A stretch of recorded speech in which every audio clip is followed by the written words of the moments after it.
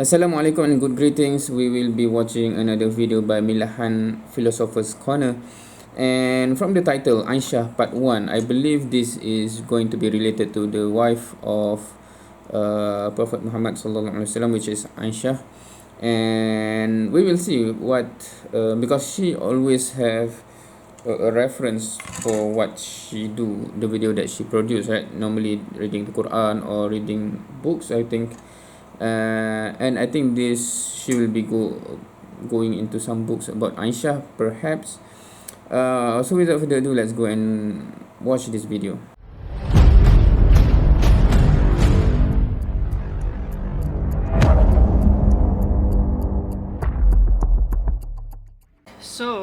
So, I got this book. It finally came in the mail.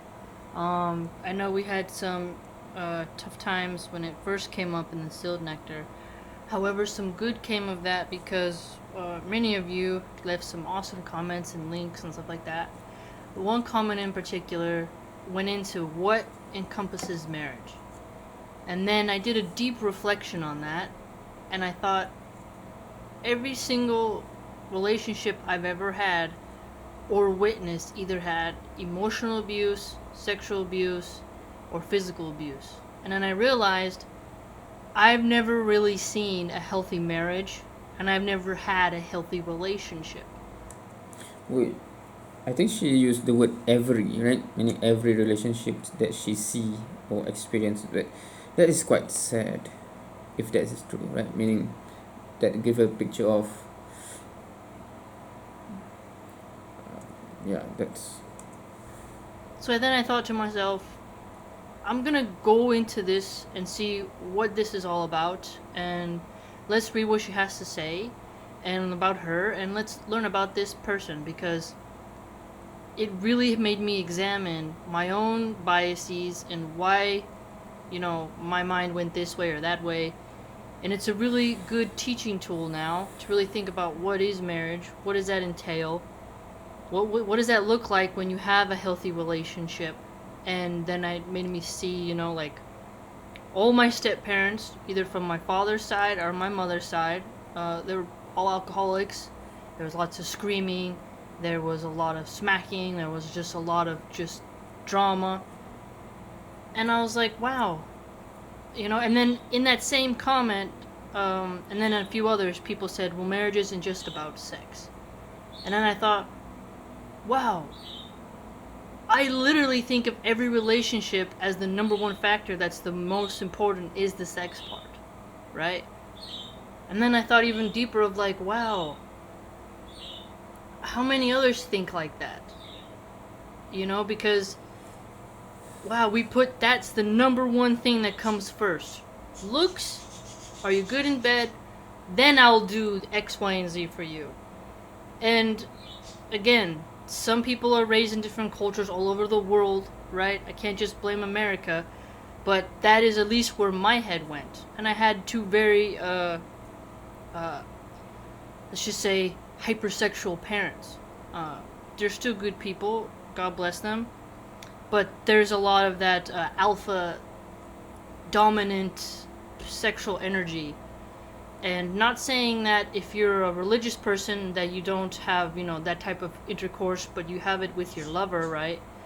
But again, there was cheating in the family, and then I've made errors, so I was like, whoa, I have all this to unpack. And all those thoughts came into my head and caused me to self-examine because of what I read, and why at first, just feels like a spear, right? And then some of you said it's a testing, and I was like, okay, well, how was this?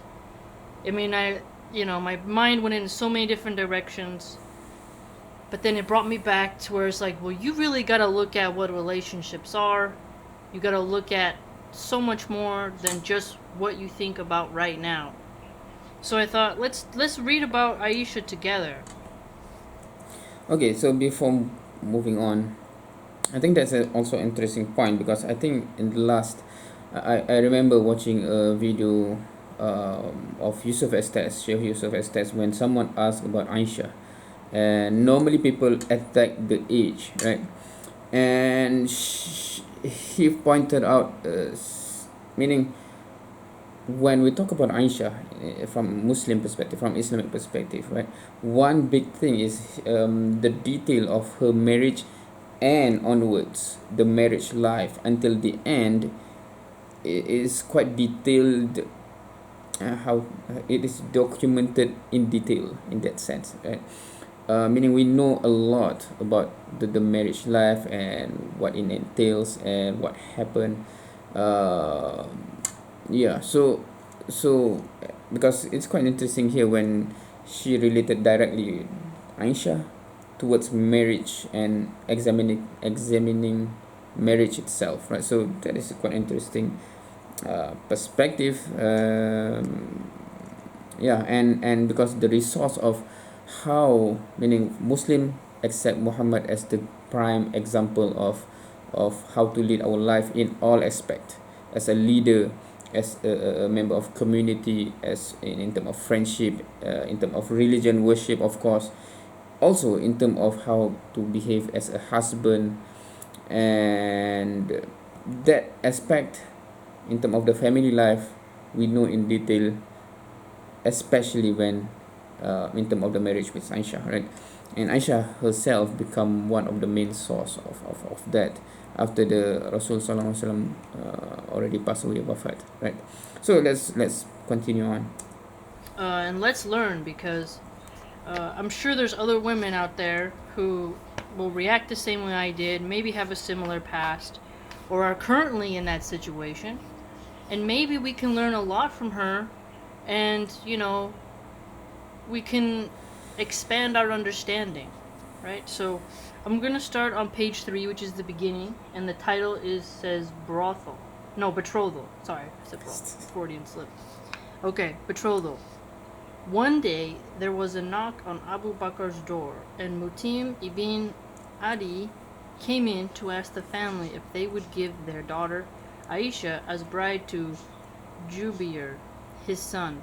Mutim ibn Adi was a rare person who, like Abu Bakr, was knowledgeable in the field of genealogy. As such, it was natural that he wanted to join families with a person like Abu Bakr.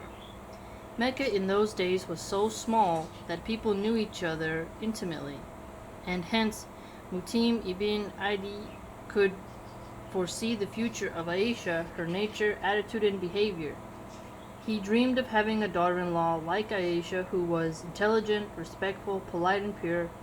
That day Abu Bakr did not decline the request. In those days, to some, not declining a request was equivalent to a betrothal. But Abu Bakr, who considered his statement as a contract, had decided to give special attention to the request. However, as the days passed, suspicions arose. Since no answer was given, the Ibn Adi family began to have grave doubts about marrying their son with the daughter of Abu Bakr. Their visits to Abu Bakr's household became less frequent. The problem was understood later, assessing the changed conditions. Ibn Adi's family were defeated by their doubts. When Prophet Muhammad's revelation began in the cave of Mount Hira, Abu Bakr's family accepted Islam. It was a time when believers started to convey the message from Ibn Arkam's house. When calling people to Islam when calling people to Islam became public, and worship was not hidden in Mecca, as it had been before. As the beloved companion of the Prophet, Abu Bakr and his family were at the front lines. The visits from Ibn Adi's family to Abu Bakr's family ceased as the Ibn Adi family watched from afar the trials of Abu Bakr, whose daughter they had insistently requested for their son. Okay, and then the next one says Meccan Memoirs. But life went on. Every morning, Mecca became luminous with the news of new believers entering the faith. Every night, Mecca became dark with the hardships forced on believers. Experiencing joy and difficulty together, Aisha watched everything and would describe these precisely to future generations. Her natural sense of curiosity led her to record every development she experienced, almost like a photographic record of her life. She knew where verses were revealed, who became Muslim and when.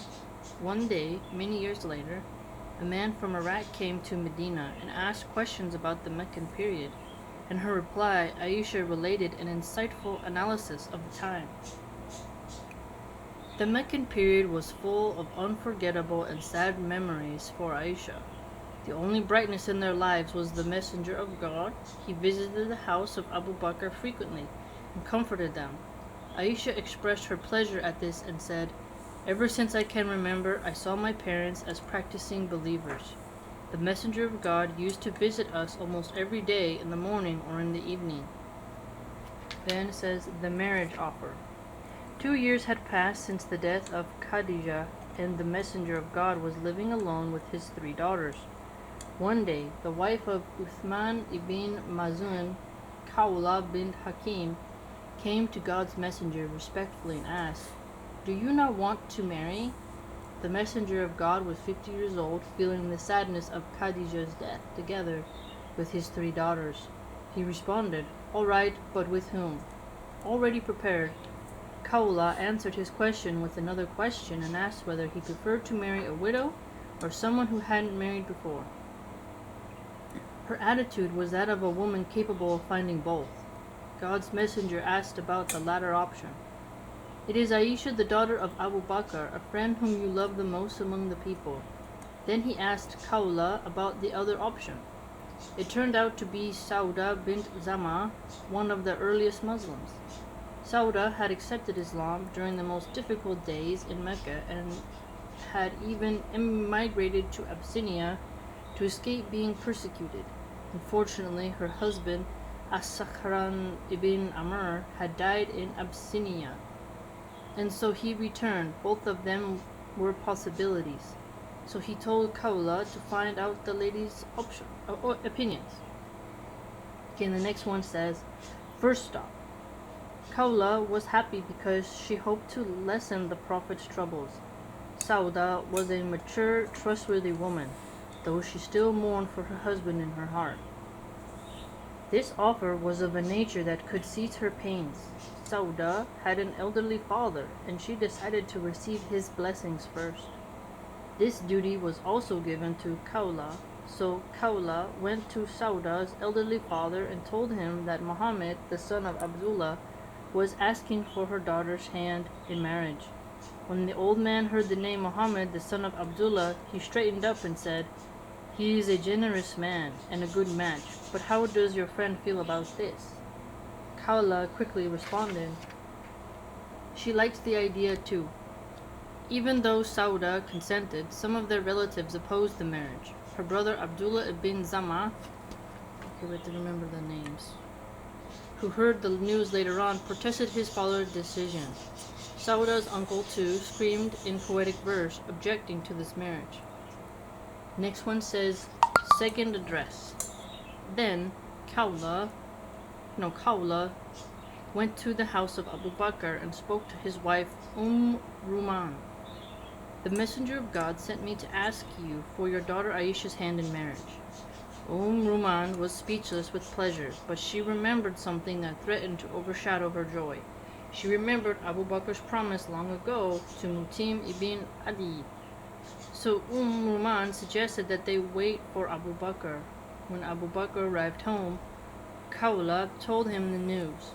He certainly wished to become a relative of the Prophet, but there was a doubt in his mind. According to pre-Islamic traditions, it was not appropriate to marry a child with the child of a close friend. When the Messenger of God heard about that, he said that theirs was brotherhood in religion. Thus there was no problem with this marriage. Abu Bakr was so happy that his eyes overflowed with tears. However, he had not forgotten the other problem. He went to the house of Mutim ibn Adi to be relieved of a promise that would have caused him misery. As Abu Bakr had thought, it was clear that they expected no betrothal. Khawla and Ruman each took a deep breath when they heard the news. Abu Bakr said to Khawla, "Now you can go and invite the messenger of God." It was the month of Shawwal in the 12th year of Revelation, and an engagement was made between the Prophet and Aisha. 400 drachma, which was considered a little generous for that time, was settled on as the mahr, bridal due. From that day, a new period began for Aisha. She was the happiest of young women, since she would become the wife of the most beloved servant of God. At the same time, a huge responsibility, being a mother of believers. Being a mother of believers was placed on her shoulders at a young age. Let into the secret fold of God's most beloved servant, she was given intimate knowledge that no one else could reach. Aisha was aware of her responsibilities the process of revelation, which she had followed carefully until that day, would now be approached even more meticulously, recording every event like a photograph in her mind. Photographic memory, that sounds cool. Alright, family, part 2 coming up. Okay, so we'll have to do part 2 later. So basically that's the beginning of the story, because the marriage is not, meaning the book is still not yet reached to the point of the marriage itself, right? That's more on the background story and what leads towards the marriage itself. So I guess I'll be continuing with the series where she covered, there's part 2, part 3, part 4, I can see on the right hand side here. So that will be coming. I'm not sure. Of course, I personally will be following this and want to one, cover the book with her, and second, see how her comment is. But I'm not sure whether you guys will be interested in this. Should I just watch it myself, or should I continue to react to this? I'm not sure yet. But with that, we end the video for today. Yeah, I think it will be fascinating to go through with this. But for you guys, I'm not sure. We'll see. If you want, if you don't want, you can comment down below. And with that, we end the session. We end the video, and see you next time.